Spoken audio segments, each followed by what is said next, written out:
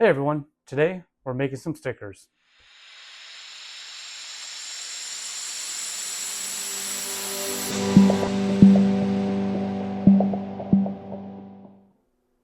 Okay everyone, like I said, I do have an order for 500 stickers, and on this particular artboard I have 225 stickers. The reason why I don't have a full 500 on there is from time to time the Graphtec cutter does like to skew a little bit, and it seems to do that on longer runs, so sometimes I just cut them in half.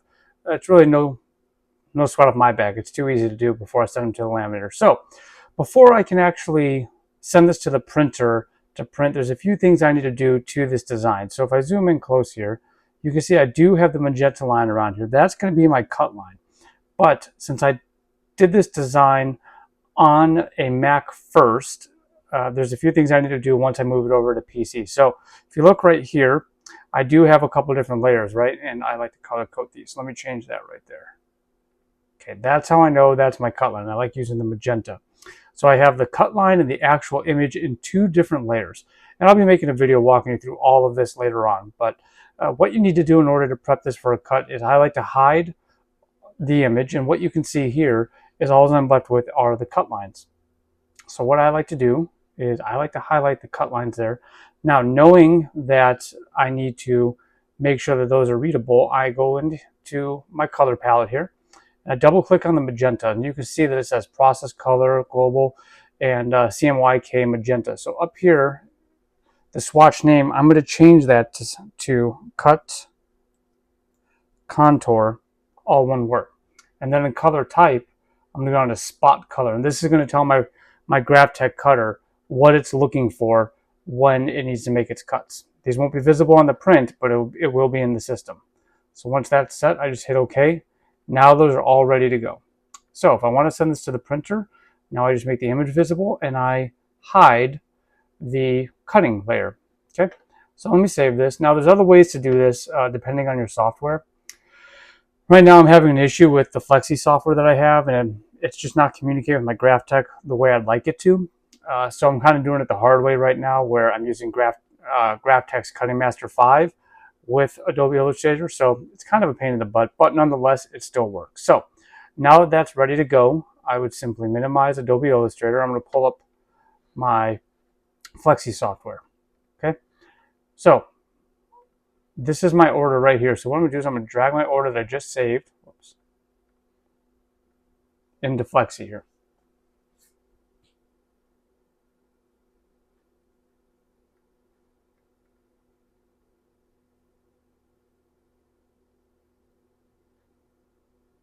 Okay, so as you can see, the order is in Flexi now.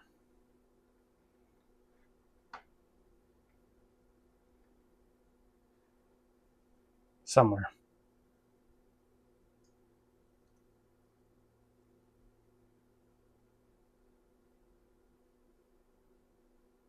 There it is. So you kind of see it going slow. Sometimes that happens when the file's so big. Okay, there we go. So that's my order. So what I want to do in Flexi is I have to go up to the print symbol. There's some things I got to do in here to prep the printer. So as you can see, it doesn't have the right size paper. I'm going to be using 60-inch wide media. Right now it's set for 24 for another project. So really before I can go any further, I'm going to need to switch the paper out in my printer. But I figure before I do that, I can at least get in here and show you what I need to do. So first thing is I want to make sure I have it on my settings, right? And this is the setting I like to use, and I'll do a whole video on settings later on. But this is one of the best settings I have found to use with the HP Latex 35. But I do like to use the 18 pass. I just feel like I get better color out of that. So I come down here and make sure that that's still selected. Then I go back to the printer, and I want to make sure that everything's centered too on my media. And when it is, it'll mess up here because of what I'm doing. But see, ignore this right here. That'll change once I put new media in. But you want to make sure that this is ready to go. So again, come back over here, check, make sure I have everything that I'm supposed to have. Okay, I think we're good to go. So we'll go ahead and load up the new media, and we'll get ready to send this over to the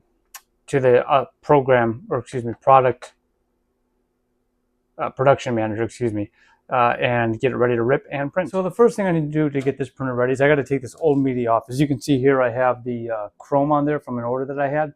So I'm going to get this off and load up the new media, and then we'll get ready to print. Okay, so to get that media out, what I have to do is I have to go into HP Latex 365, and I got to go into the roll section. Okay, and as you can see, it gives me the option right over here to the far right to unload. So I'm just going to hit that. It's going to do its thing, and bam, it's completely unrolled. And so now I just got to get that taken off and get the new one put on. Okay, so what I have to do now is I got to get this media taken off, and I got to get my 60-inch wide media going. So what I'm using for all of my stickers, I like to use American-made products as much as humanly possible. So I'm using a company called Substance, and they are absolutely fantastic. You'll probably find that majority of people are using them when they're making their stickers or other types of adhesive decals of some sort. They're a great company, phenomenal people to work with. I'm not sponsored by them in any way, shape, or form. I just use them for all of my stickers. So like I said, as a veteran-owned business, I'm super, super happy to be using them. American-made products, all of their vinyl and laminate is made in America, which is fantastic. So that's what I use. This chrome is also from Substance, and I was just trying it out on an order that I had, and it came out fantastic. And again, the guys are just great to work with. So if you're in the market for using good vinyl, or you want to get into this, I can't recommend Substance enough. So anyways, like I was saying, I got to get this off. So I like to take their sticker on these things. Let me get over here and just use it to help secure these things down, because this vinyl tends to have a mind of its own once you take it off of this. So now to get it off of this thing, I like to slide it down to the end here, and you'll see why here in a minute. And there's a little latch. It's kind of a pain in the butt to find, but once I find it, just got to pop that latch. And you just slide this end off right here and just put it up top for the time being. So now I'm going to slide this media off.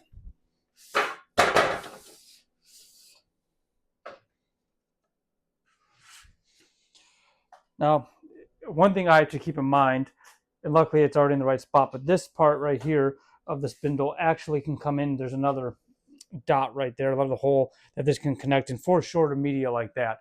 The reason why I didn't have it on that particular media was the chrome was actually very difficult for the HP Latex 365 to pick up. So I tried it there, was able to get it, and I got the order knocked out. So just a little bit of trial and error. Sometimes it takes that, you know what I mean?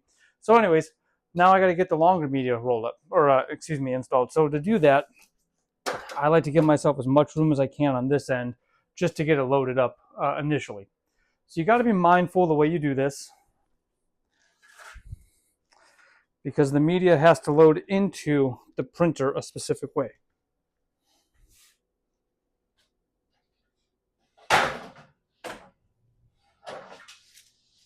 Okay.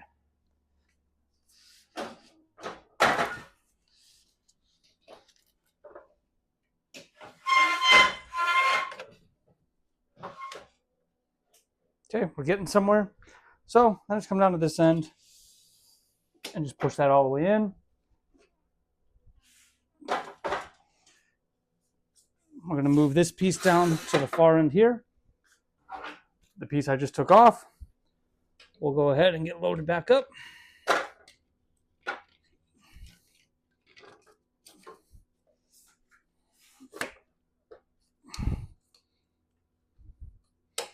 And we should be good. So like I was saying, you got to load this in a specific way. So this is the front of the media. This here is the top that it gets printed on. And the way it goes into the HP Latex 365 is I'll have to shoot it right up through here. So that way the printed side of the substrate is on top. I hope that makes sense. So you got to peel off the sticker here. So whenever you peel the sticker off of these, the little label holder, always peel from the top part down. If you peel up, you're going to actually rip up the vinyl, and it can cause problems, right? So just peel that off, stick that off to the side. Okay. I see I'm lined up there. So now that I've shoved it in, I always like to make sure that that is officially locked in on both sides. Sometimes it doesn't like to do that, so you just got to make sure that it's good to go. And now this is really the most challenging part of this whole thing, it's actually getting this media loaded in, because it is so long, it tends to bow when you're putting it in. It just kind of can be a little bit difficult. But all you got to do to get it in, get it lined up, and you're going to feed it right underneath here, like so. Now the trick when doing this really is, you've got to get the edges in there, but whenever you're working with any type of media, it really is best to go with the center first. And I like to keep it a little taut. That just makes it, in my opinion, a little bit easier to get in here. So we're almost there. Like I said, it's kind of a pain in the butt just because this piece is so long. But once you're in, you're in. And then, like I said, from the center, you hear that click. And at some point, the printer is going to start taking it. There we go.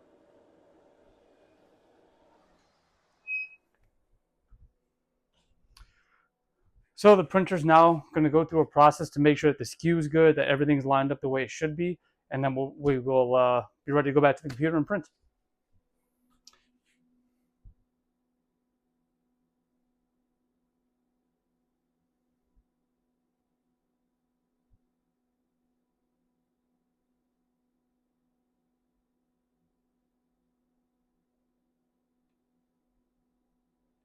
All right, so what I'm doing over here, I know you can't really see it, but I'm just selecting the media type that matches what I actually put in there. It's already saved in my favorites. I'll make a video walking you through the HP Latex 365, especially if you're thinking about getting one. Very simple to use, but you got to just know what profile to use with the media that you're using. So right now, as you can see, the printer is going through its process of making sure everything's lined up. So we'll see if we have a good skew on here. If not, I can retry it. And if that doesn't work, it'll have you manually adjust the media inside the printer. Okay, so one thing I like to do with the HP Latex 365, and I'm sure other latex models are this way as well, is I like to have the media come out a little bit further. And what I mean by that, let me show you. So if I go to roll and I move it, I can rewind the substrate, for example, and you see it right there.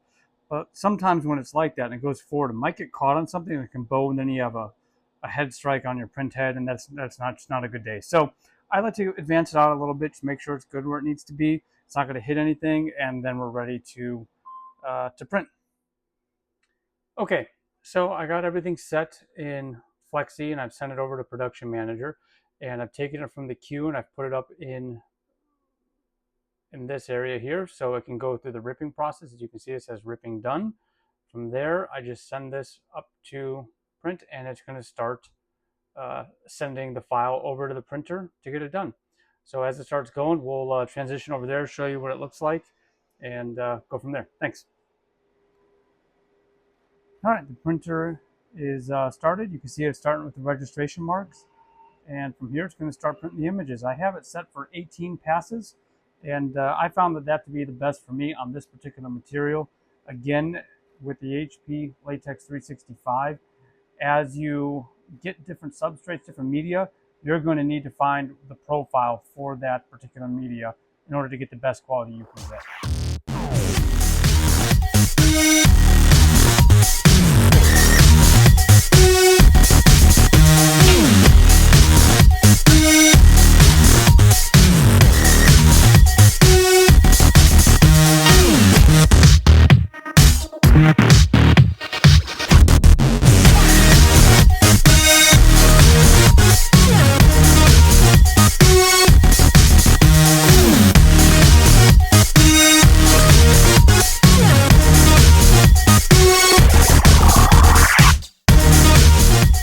Okay, so one great thing about the HP Latex 365 is not only can I laminate right after I print this if I want, but this ink cures right away, which is amazing, and the printing speed is awesome. So on my other printer I have, the Roland BN20, fantastic printer. I mean, for those getting into the business, that's kind of the standard that people start with, right? But this same design would probably take over an hour, if not more, to print. And right now, I think this has been going for a total of 6 minutes, and it's almost done printing. And then it goes through the drying period, so we're still probably looking at about 10 to 15 minutes max for a print. But again, There's no off-gassing required or anything. I can literally go from here straight to laminating. And that just really is what sold me on this particular printer. So if you're looking to get in the market and you want the capability of doing more than just stickers, which I did, I want to do banners, car wraps, obviously stickers, posters, things like that. The HP Latex 365 is just a fantastic option. Okay, so the printing is done, so now it's going to go through the drying process to cure the ink so we can get it over to laminating. And right now, the drying time for this particular print, which is 250 stickers, is about 3 minutes 30 seconds. So it's really hard to compete with that with other printers out there. There are obviously higher end printers that can print just as fast, even better detail. Obviously those come at a price point, right? So for me, what I'm doing, this is perfect right here.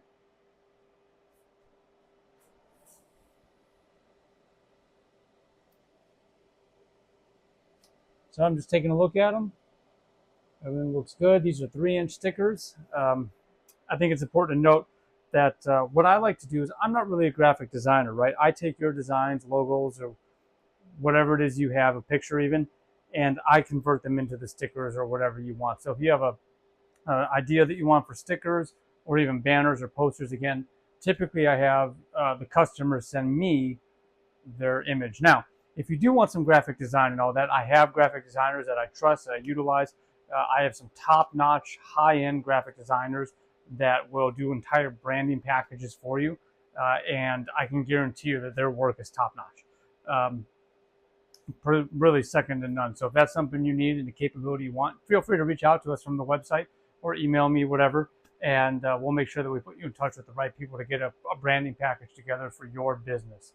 I have one company that does a great job. They'll do a branding package for free for you, excuse me, for free for you, and you can use them to do whatever you want through. And then I have another graphic designer that will do, an insanely detailed branding package for you, very comprehensive to help get your business to the next level. So if that's something you need or you're interested in, just go to our website, hit contact us, reach out to me, and I'll make sure to get you in touch with them.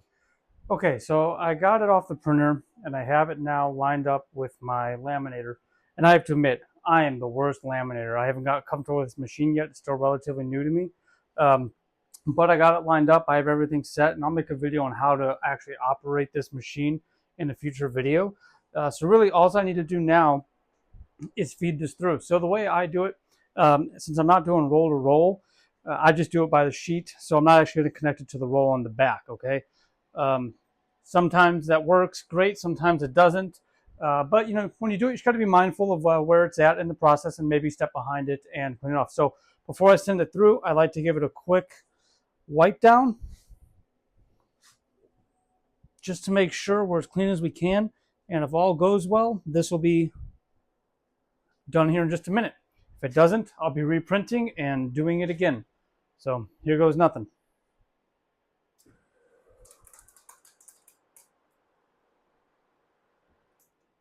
See, I have a problem right there, and I don't know what that problem is. I see the problem.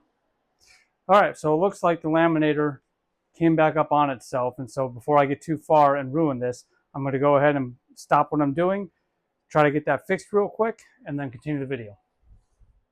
Okay, so I think I got it fixed. It just, the static on the roll here just kind of wrapped it up around it again. Sometimes that's just what happens. So we're going to go ahead and try to give this a good run here, and hopefully it all goes smooth from this point forward.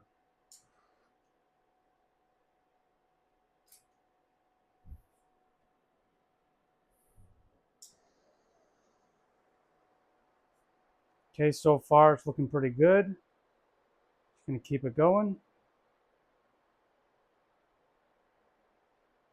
There we go. Nice smooth lamination, that's key. Now what I like to do towards the end here is once it gets past this, I like to leave a little bit of this paper actually in it. So we'll stop right about there. And now we're about good to go. I'll probably go just a little bit more.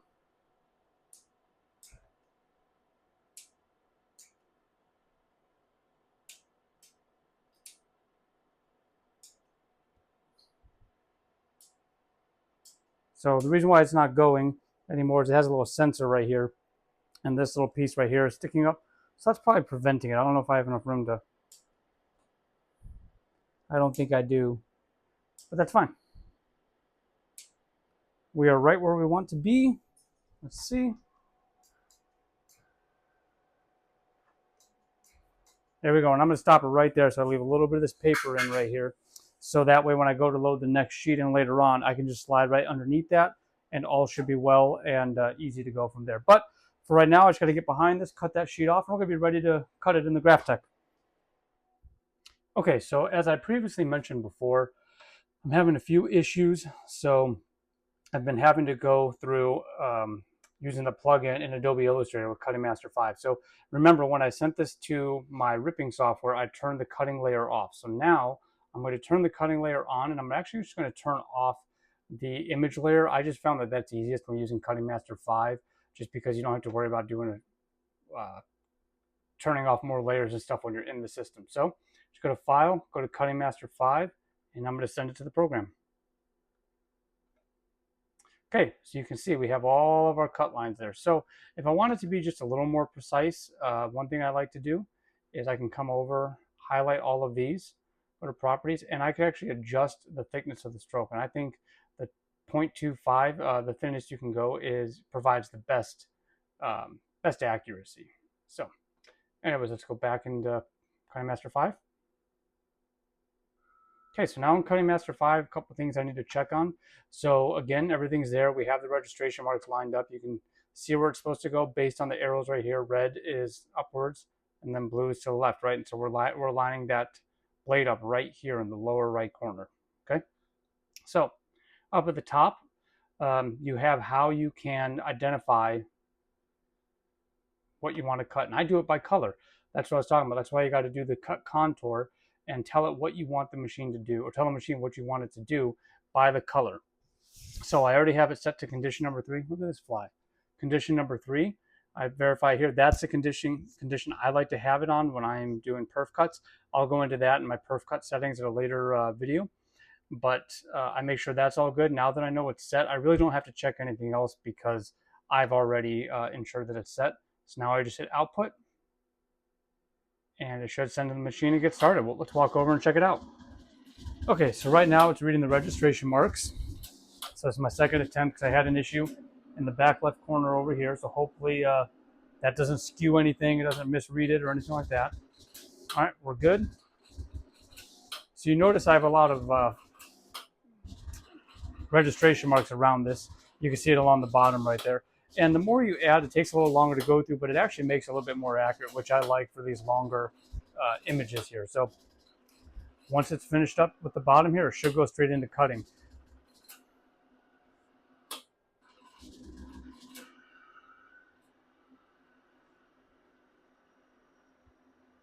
All right, and there we go. It's going to start cutting.